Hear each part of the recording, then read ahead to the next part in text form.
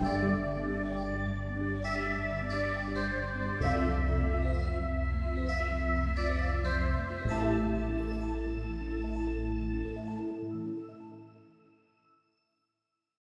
hello. Hey.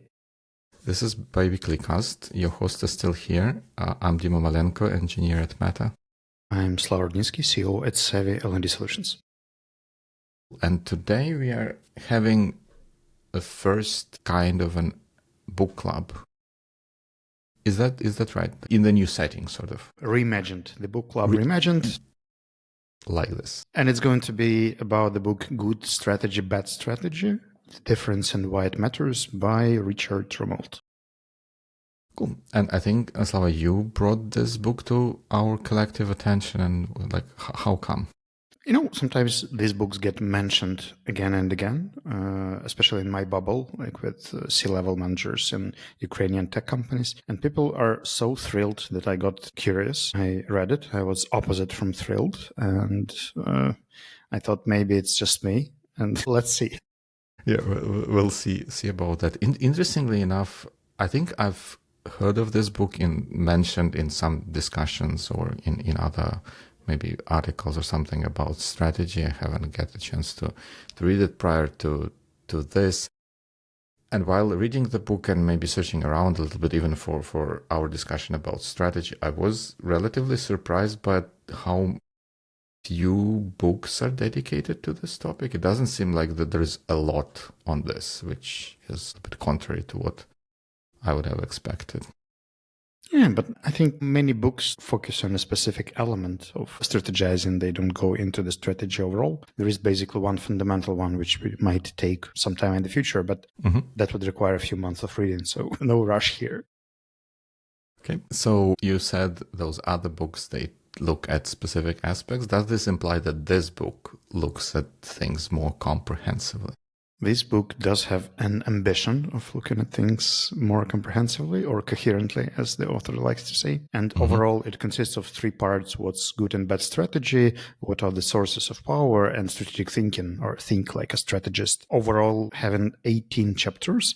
I'm not sure we will go through all of them, but would you like to start with your overall impression of after the reading?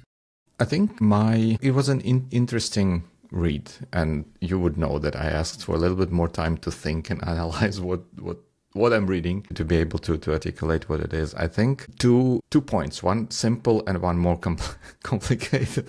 A simple point would be that it does feel like a book written by a consultant, like a person who is used to talking about things, but maybe not necessarily about kind of implementing them, like as if you can talk about football, but if you're not a player, you're going to talk about football in a different way than if you were a player. And this is, I think, what happens in this book. And also, I think there were kind of good elements. I relatively liked and agreed the overall discussion of what good strategy consists, but maybe was less thrilled by other parts of the book. That's interesting, very like yin and yang, because in my case, I appreciate how he described what bad strategy is. And I kind of doubt the definition of a good one. Yes, we can dive into that. Maybe I'm not too far from this point of view as well. All right, so basically, we'll still start with the definitions. And according to Mr. Rumelt, the strategy is a coherent response to a critical challenge. That's what like the short version. And the longer version, it's something that consists of 3 elements: the diagnosis that defines the challenge and the issue, the guiding policy, the overall solution to this issue that you choose, the final choice, the final focus, and then a set of coherent actions like a plan, how to implement this guiding policy. So the issue, the solution, the plan to implement it. Well, it's kind of complicated from my point of view, but I guess before I ask you what you think about this definition, maybe I'll share what I think. One thing that rubbed me the wrong way through the whole book, and you pointed into this in your description of definition, is that it's something about a challenge or challenging situation. And I think this is so limiting. I feel like strategy isn't necessarily about like, oh, you face the problem and you need a strategy to deal with the problem. It's like almost the problem is too small for something to have a strategy about it. And that's why, while I think that the kernel with like diagnosis, which to me kind of connects to my idea of having understanding of what's going on, or kind of a theory, is useful. Guiding policy is another way of saying we have an idea or conception of how we go about getting where we need to get, and definitely coherent actions that follow through from that guiding policy are important. Another bit I think that's missing here is the goal. Maybe it's replaced by particular challenge that author tries to solve, but to me this is something that's missing. What do you think about this? I think there's not much new about this kernel except for renaming four main questions: where we are, where do we want to go, how do we get there, and what has to be done to get there. And I got kind of allergic through rereading the book to the word coherent, because I think in this specific text, coherent is a very fancy substitute for the word successful or lucky. Like if you luckily picked the right plan, it worked, it's a coherent plan. It didn't work, it was not a coherent plan. Could the plan be coherent and still not work? It's interesting. I think that this is a good point. Maybe I missed this a little bit in the book because I maybe focused on it from a slightly different point of view. I think the word coherent in context of strategy is important. I believe that's critically important in terms of strategic execution, to have consistent or coherent set of actions that you follow through on over a prolonged period of time. That's why I kind of agreed with use of word coherent. But to your point, I don't think it was sufficiently demonstrated in the book how coherence of action is something that allows to, or at least enables. It's not it is not a guarantee of success, but at least it is something that increases likelihood of success. It was in the book. It was more like, oh, we made this one lucky choice. Well, lucky, clever, however you call it, choice, and like everything kind of worked out as if by magic. Yep. That makes sense. So when I was listening to the examples and the stories, it seems like choose the main issue, pick the best policy, and then hope for the right plan to execute it. Right. I agree with that. That's the part that was also missing. The second part of the definitions which I highlighted are the four hallmarks of bad strategy, and this is what I find specifically useful in this book.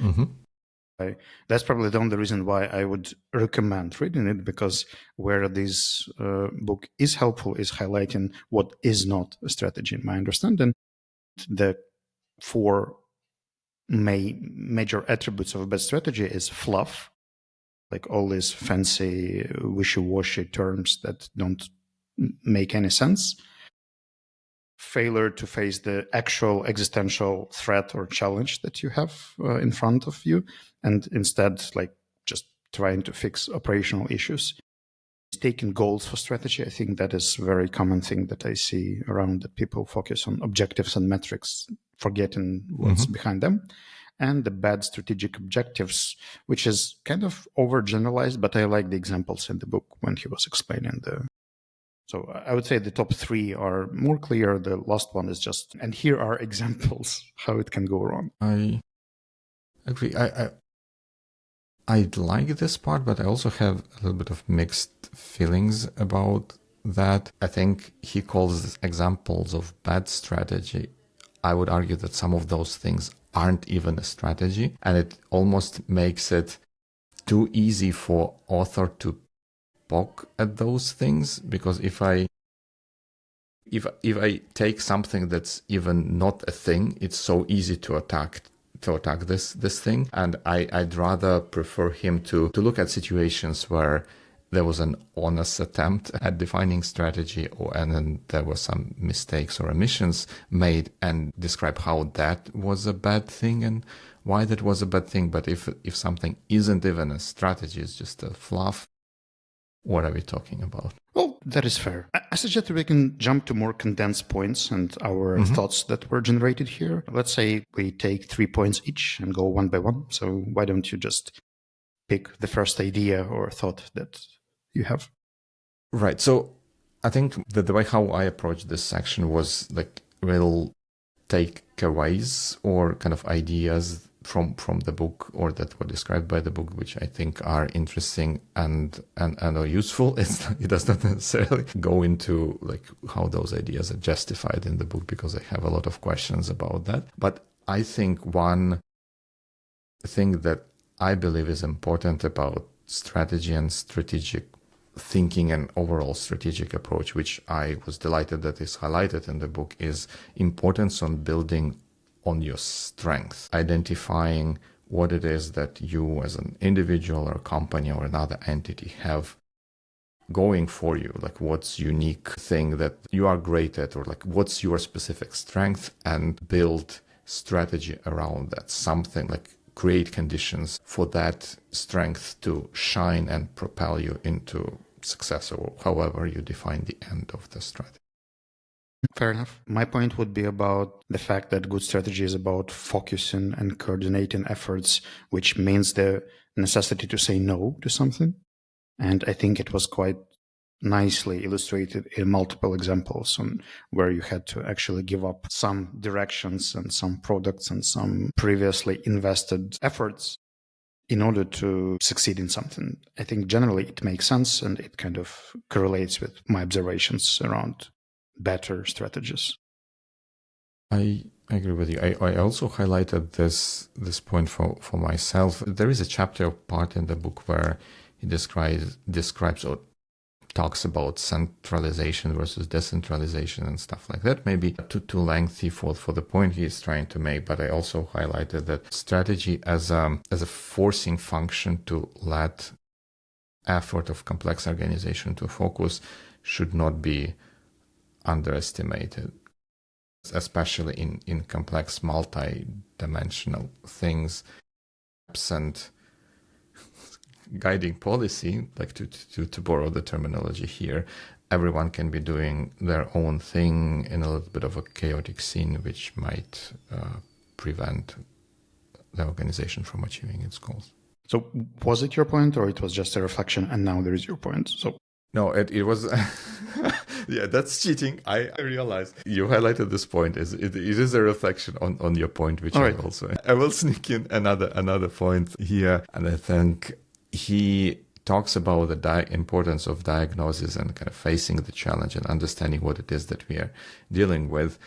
I would, like you may guess, I would take it a bit further and encourage everyone to have or start forming and developing and evolving theory about the space where you operate in. Like, what are the driving forces? What are the things that exist there no matter what? Like, what is it that's there that defines how things happen, and which cannot be just bent by sheer will of someone wanting to do something? And this can be kind of a solid basis to both to kind of do that diagnosis that the book talks about, but also formulate that coherent strategy or set of actions that can get you to somewhere where you want to be. Fair enough.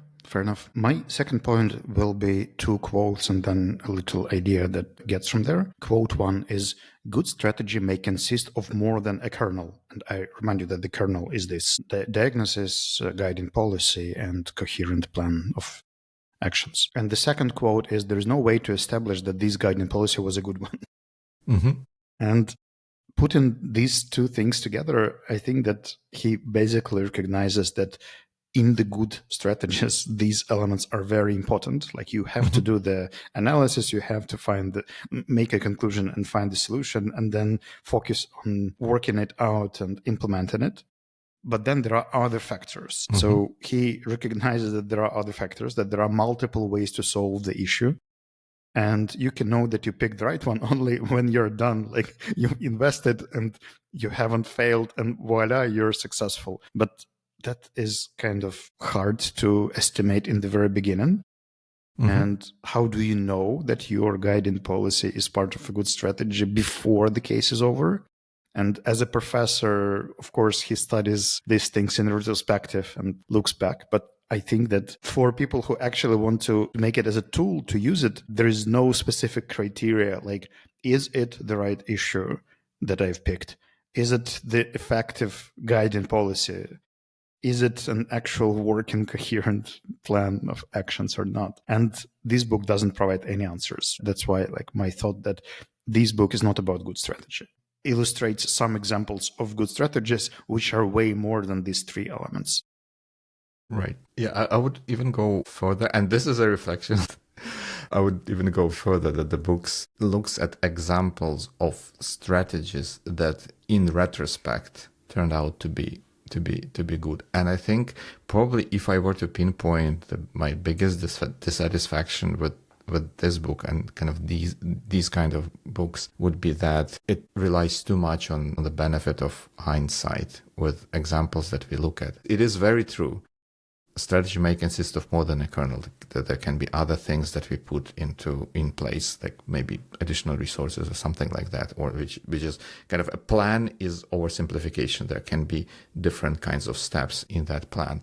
And it's also true that there is no way to establish that a particular guiding policy is a good one. You can do that only in retrospect, but never in the book it is acknowledged that, oh, these are the considerations that folks went through at the time of making the decision. This is how it played out. This is how they adjusted, or this is how it didn't work because XYZ was missed, or there was uncertainty and unexpected things happened. It's just never discussed. Everything is success, like they did this and it was successful. Like, what about those cases where folks had, like you say, had guiding policy, it wasn't a good one, they failed? Like, can we talk about those examples as well, and what went wrong, what can we learn from that?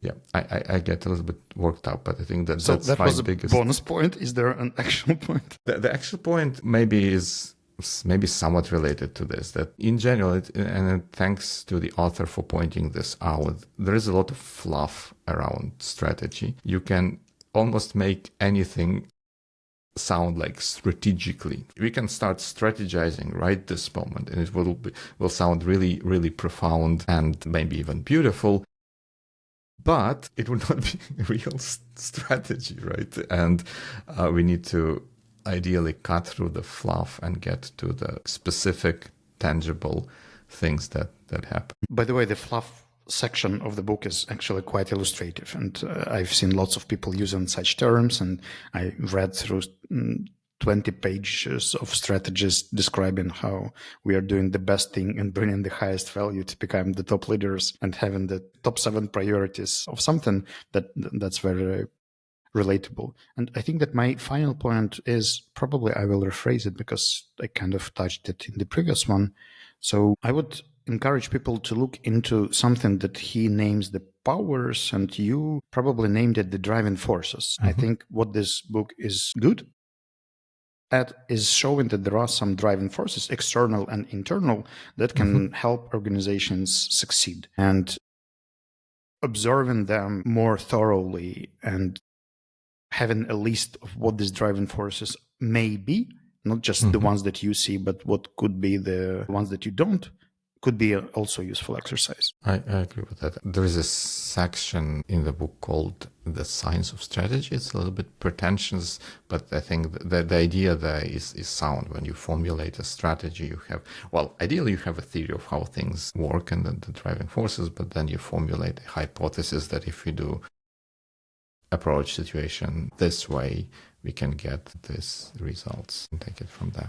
All right, so that was almost 6 points, but who counts? And we can move to the other section, which is what would be 3 or 4 or 2 questions that you would ask without actually answering, like something, a reflection in the form of a question after reading this book. So yeah, I was thinking, like, I saw this in our notes and I thought, what does it mean to ask those? What kind of questions? I think I would put, like, the first one related to one of the points I just started ranting about is when someone gives you an example or justification of something for a particular point. We already previously established that an example cannot be a proof. But even if you're given an example to justify or illustrate something, you should ask yourself, is this example a little bit too neat for the point that's being made? Like, what's being omitted? Are we looking at the whole picture? And if not, what does this tell us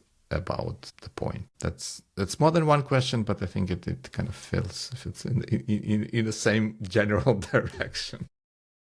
All right, then my question would be about the kernel.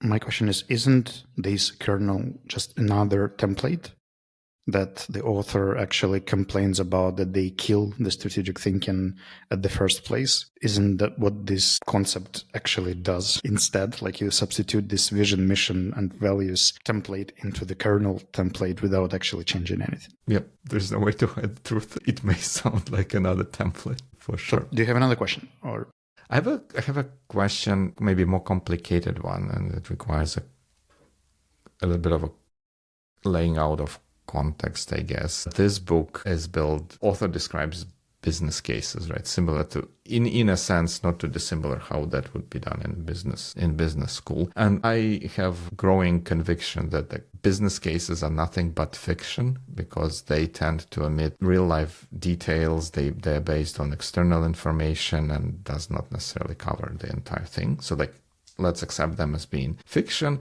But I also felt that I maybe take too fast to dismiss them, like, oh, that's fiction, we cannot get anything useful out of that. But then no, I want to ask myself that question and encourage everyone to ask those questions. If business case is a fiction, which it is, what does it tell us nonetheless? What can we learn and take from the story?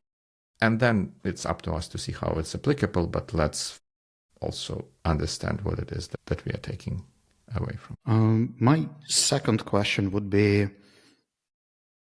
I wrote it as a close question, maybe I will rephrase it. How important is it to consider the culture of execution while drafting the strategy? I think that part of the coherent action plan was, in my understanding, part of the execution. And this is where many consultants don't actually participate. They participate in the solution part and the problem part and the analysis part, but then the execution is actually on the shoulders of middle managers. And would it be essential to consider the efforts, energy, resources, and the culture of the team that is going to work with the plan? Yeah, that's such a good point. You can almost call it a kind of consultant fallacy, because you kind of helicopter in, you provide your consultancy vision, and then that's your problem now. go do it. The strategy is sound, or at least looks sound on the paper. Great one. Well, another question I ask myself right now is that, am I just generating fluff? Is there substance in what I'm saying? That's a good question to ask. My final question would be, is this approach in this book workable for anything but startups or industries that are facing shifts or some dramatic changes?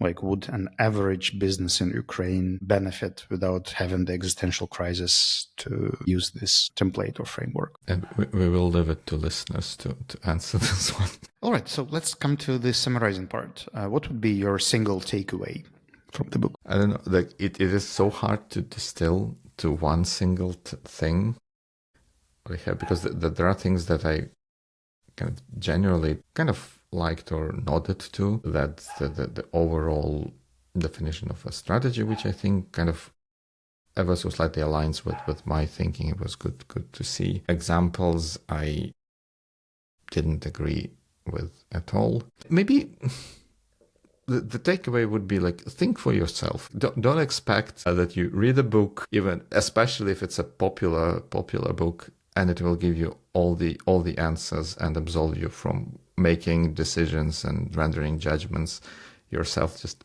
be prepared for it. No Richard Rumelt or anyone else, Dima and Slava, is not going to help. You will have to do this by yourself.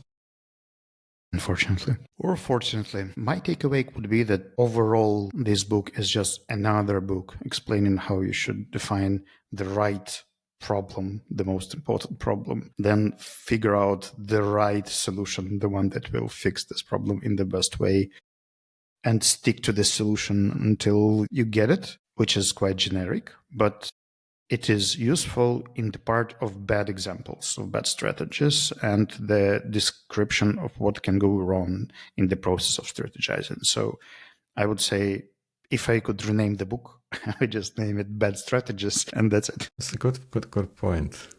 Yep. It's a good rendition. What would be your overall impression on a scale from 1 to 10, where 1 is terrible and 10 is excellent? You would know, maybe listeners wouldn't, that sometimes I use the inverted scale for a book where it's kind of, I don't want to say like so bad that it's good. I think I benefited from reading the book, kind of matching that to my understanding, trying to articulate where and why I maybe disagree with author, or where I agree with them, but maybe I disagree with justifications he provide for a point. I'll probably go with non-consequential 5 in the middle of it, in a sense that, did I get any kind of major revelations from the book? No, not necessarily. Was it useful for me to read this book and kind of use it as an opportunity to grow and reflect? Yes, that's 5. Neither here nor there. In my case, it's a 3. I think that it might create the illusions for many people that the good strategy is simply the kernel, and it might be as harmful as the other templates that are used without thinking. So in my understanding, if it's considered as a guide, it's harmful. So I wouldn't recommend it. If it's considered as the case study for bad strategies and what not to do, then it would be higher. But based on the position and the explanation, the way it's perceived by people around, like, no. That's fair. And also some of the elements of critique I heard from my colleagues who read this book was that they said that it's not exactly actionable as well, which is, I think, similar to what you say. It's hard to use it as a guide. May I ask you one question about this book and kind of this kind of books in general, which I kind of came to realize maybe. You may remember that earlier in our conversation I said that something or other popular book, and I consider this to be a kind of a popular book which is written by a consultant for almost a layman. It assumes very little in terms of prior exposure of thinking about the strategy and knowing about the space in anything. And therefore it's riddled with a whole bunch of oversimplifications and things of that nature, which brought me to a question like, is it even possible to write a good book on a topic like this for someone who is not a novice, for someone who is not reading the book just to entertain themselves, but genuinely to learn something new to advance their understanding of the field? All right, then probably I will have to announce the book that I think that is a bit more structured. It's kind of old. It's named Strategy Safari, and it's a guided tour through the wilds of strategic management. Basically, it's like a meta research of different approaches how to strategize. And I think that could be a useful book, but I mean, it's not the pop book that you can just go through the Audible and in 6 hours you're done. This book requires reading and usually quite intense thinking. Well, that might be an answer, because I was thinking that, well, one of the reasons why one might write a more popular book is to broaden the appeal, like to expand the audience who might read the book and probably get something out of it, which isn't a bad thing. But then if you try to get more specialized and more specific and talk about more advanced concept, you're generally limiting the target audience for this thing. You may benefit them greatly, but the audience is going to be smaller. All right, so I would close this discussion and this episode with a quote by Dima Malenko, who mentioned once, think for yourselves. Yeah, I don't have anything to add to that. Indeed, think for yourselves in coming good weeks. So that would be all, and have some good weeks. See you soon.